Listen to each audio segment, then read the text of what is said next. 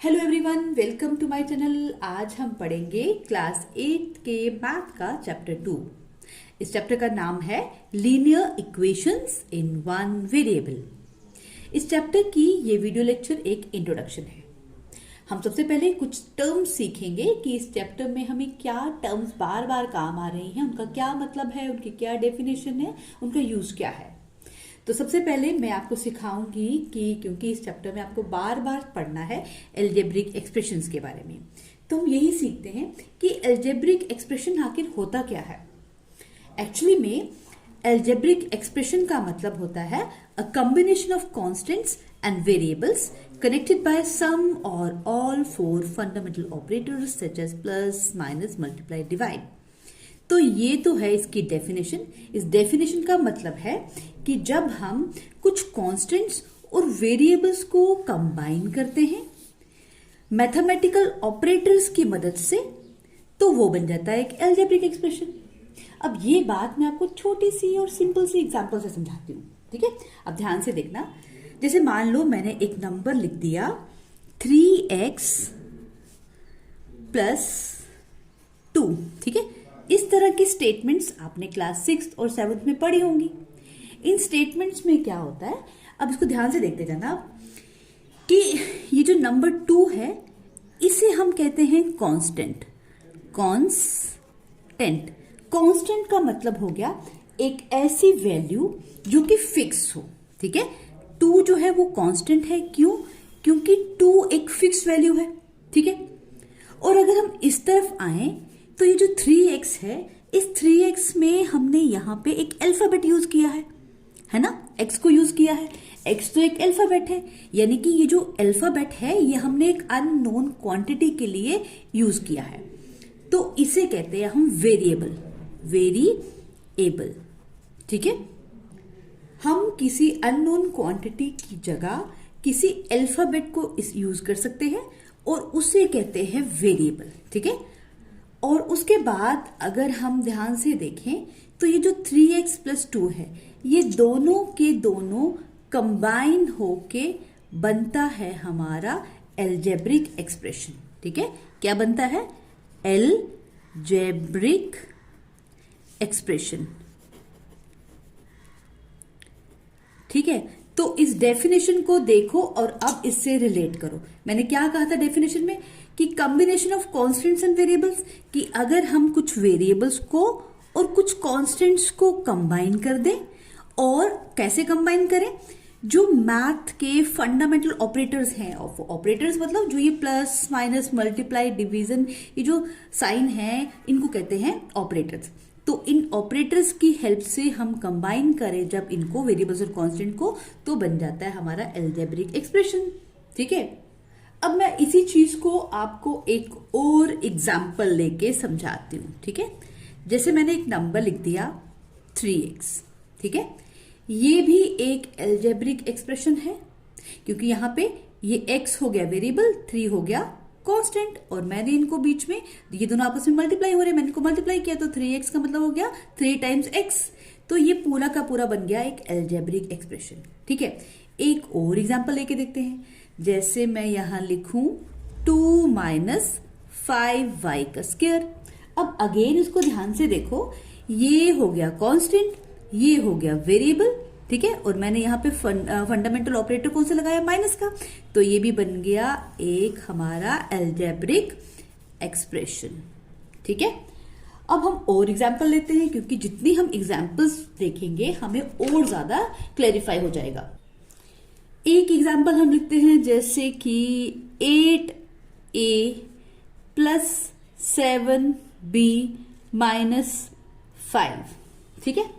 तो ये भी जो हमारा पूरा का पूरा है ये बन गया एक एल्जेब्रिक एक्सप्रेशन, ठीक है। अब आपको क्लियर हो गया कि एल्जेब्रिक एक्सप्रेशंस क्या होते हैं, जिसमें हम कंबाइन करते हैं कुछ कांस्टेंट्स और वेरिएबल्स को, और उनको कंबाइन करने के लिए मैथमेटिकल ऑपरेटर्स लगाते हैं, ठीक है।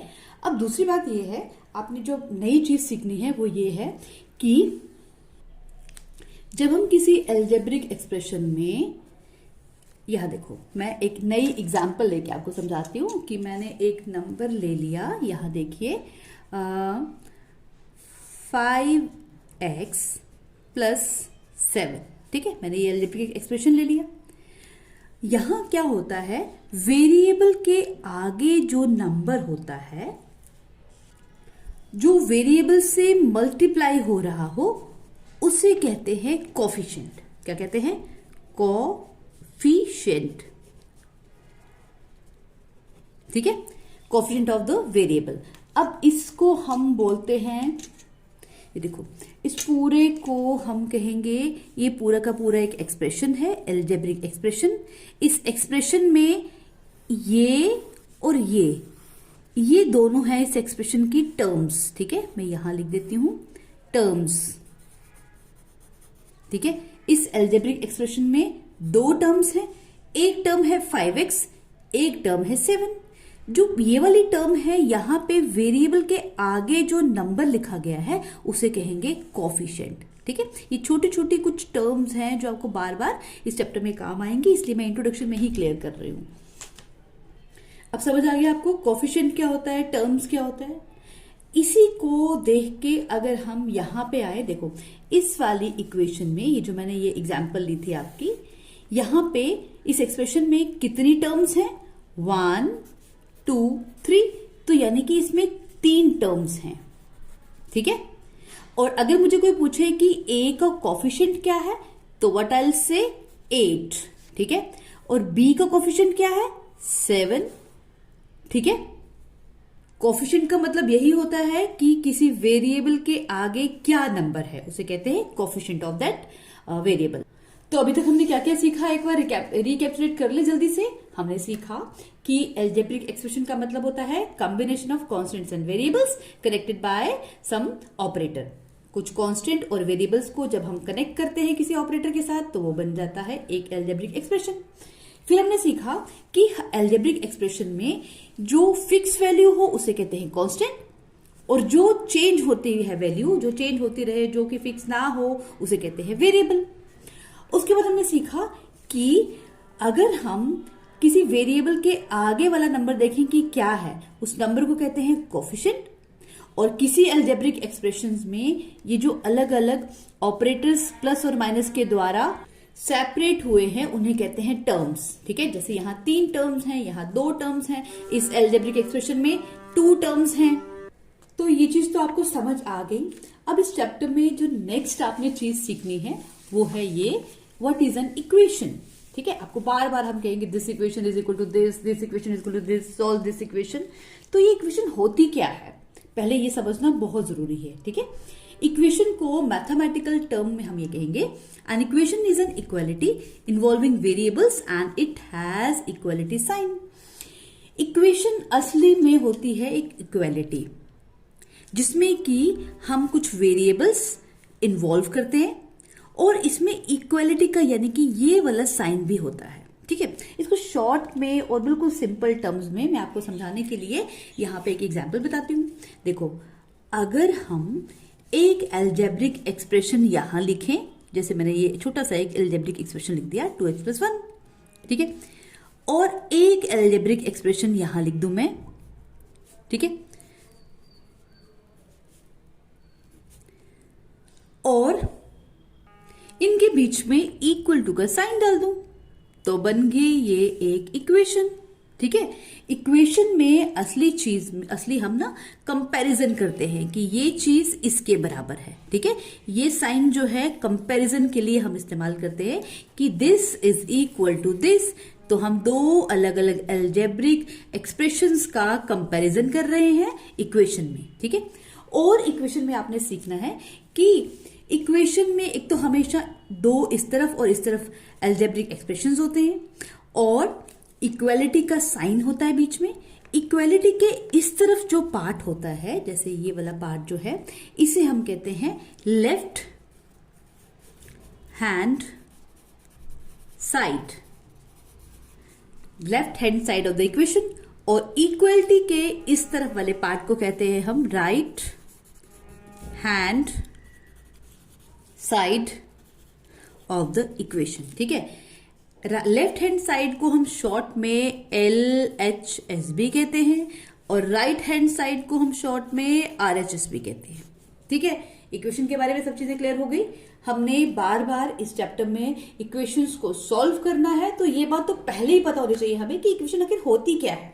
तो सबको समझ आ गई। इक्वेशन का मतलब हो गया equality, equality of two algebraic expressions, या दो चीजों के बीच में जब हम कंपैरिजन करते हैं तो दैट बिकम्स एन इक्वेशन। और इक्वेशन के इस तरफ वाले पार्ट को कहते हैं आरएचएस और इस तरफ वाले पार्ट को कहते हैं एलएचएस। ठीक है। अब ये जो इक्वेशंस होती हैं अलग अलग तरह की होती हैं, जैसे कि linear equation, quadratic equation, cubic और बाई क्वाड्रेटिक। आपने 8th क्लास में सबसे पहले सीखना है कि लीनियर इक्वेशंस क्या होती हैं। ठीक है, ये देखो आपने सीखना है कि लीनियर इक्वेशंस क्या होती हैं। लीनियर का मतलब, यहां डेफिनेशन में मैंने बताया है, the equations in which the highest power of variable appearing in the expression is 1, यानी कि कोई भी ऐसी इक्वेशन जिसमें वेरिएबल की हाईएस्ट पावर 1 हो उसे कहते हैं लीनियर इक्वेशन। ये कैसे मैम, जल्दी से बता दो, हमें तो कुछ समझ नहीं आया। यहां देखो, जब तक हम एग्जाम्पल नहीं देखेंगे ना आपको ये चीज क्लियर नहीं होगी, इसलिए मैं एक सिंपल सी छोटी सी एग्जाम्पल लेती हूँ।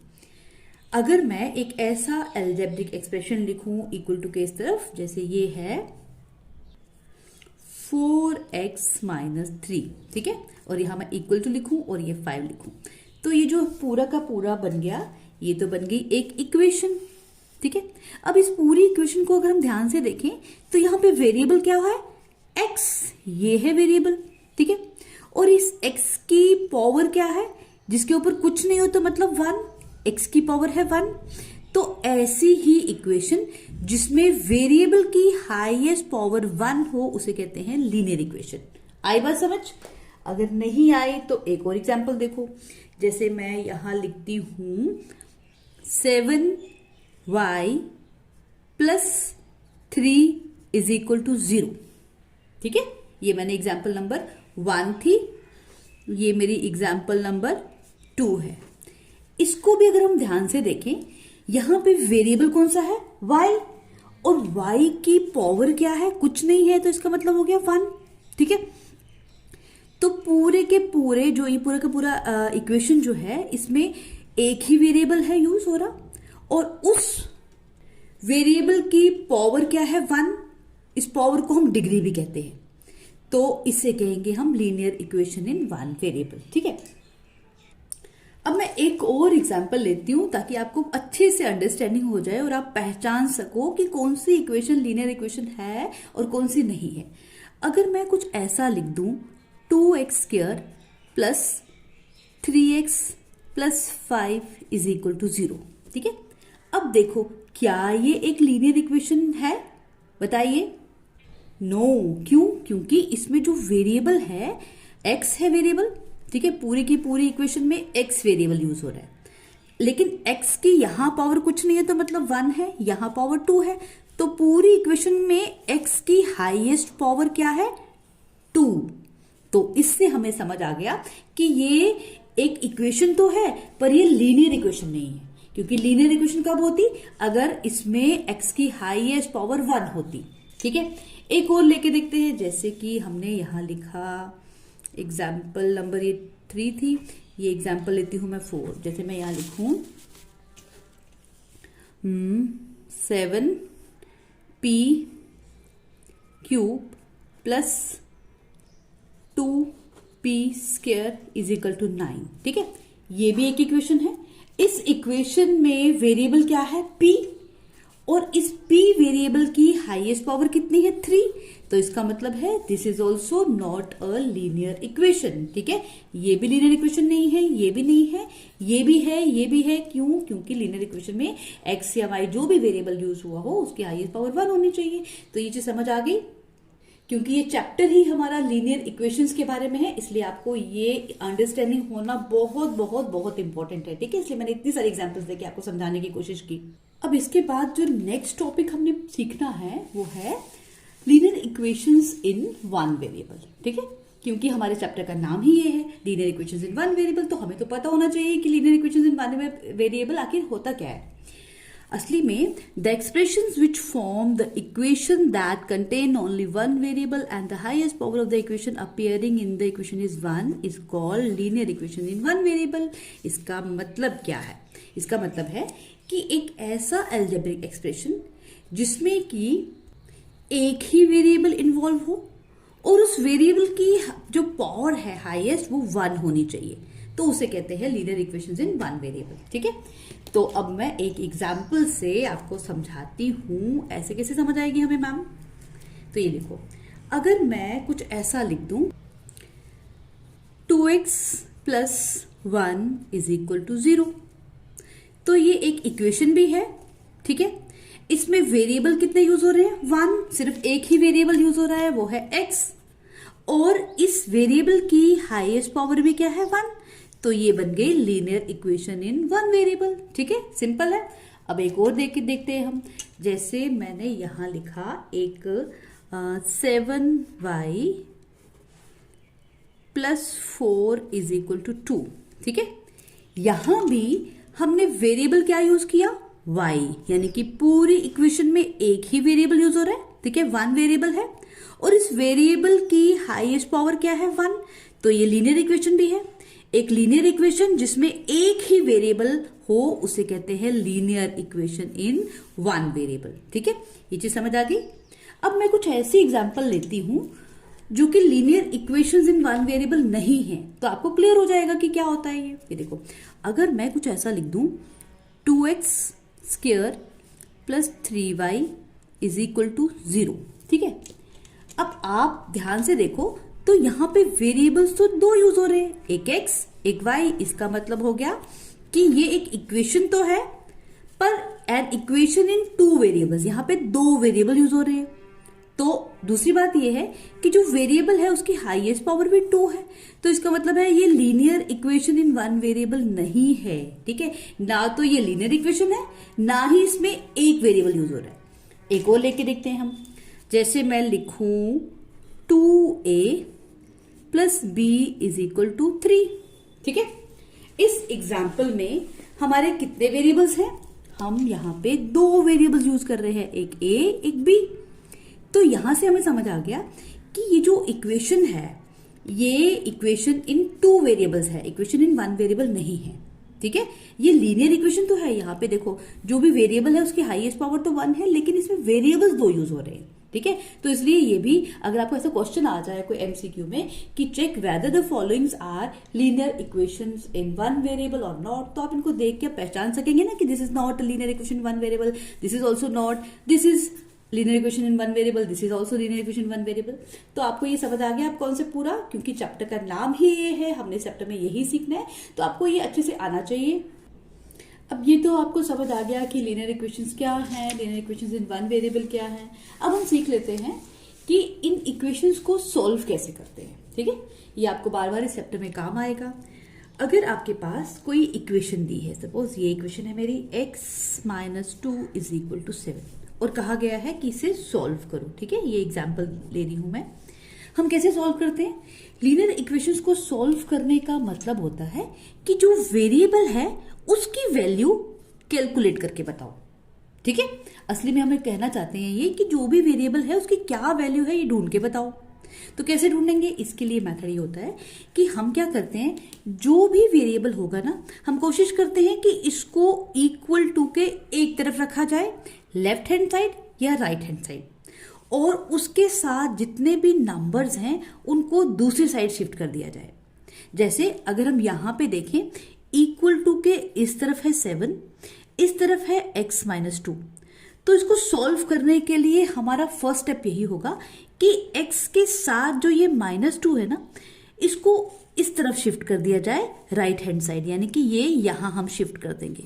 ठीक है, और x को अकेला कर दें, मतलब इसका यही एक मेन सबसे शॉर्टकट ट्रिक यही है कि जिस वेरिएबल की वैल्यू निकालनी है उसको हम इक्वल टू के एक साइड रखें, अकेला कर दें उसको, और बाकी जितने भी उसके साथ नंबर्स हैं वो सब दूसरी साइड शिफ्ट कर दें। सिंपल बिल्कुल ट्रिक है। तो क्या करूं मैं इसे, x को हम इधर ही रहने देंगे। ठीक है, ये देखो x को मैंने ऐसे ही लिखा, ये जो -2 है इक्वल टू के यहां चला जाएगा, इक्वल टू अपनी जगह रहा, 7 अपनी जगह से हिलेगा नहीं, ये जो -2 है ना, इक्वल टू के जब इस तरफ आएगा तो ये बन जाएगा +2 और 7 के पीछे लग जाएगा। ठीक है, अब इस चीज को ध्यान से देखना। असली में होता क्या है कि जब हम माइनस को इक्वल टू के इस तरफ लेते हैं तो माइनस बन जाता है प्लस, अगर प्लस होता तो वो बन जाता माइनस।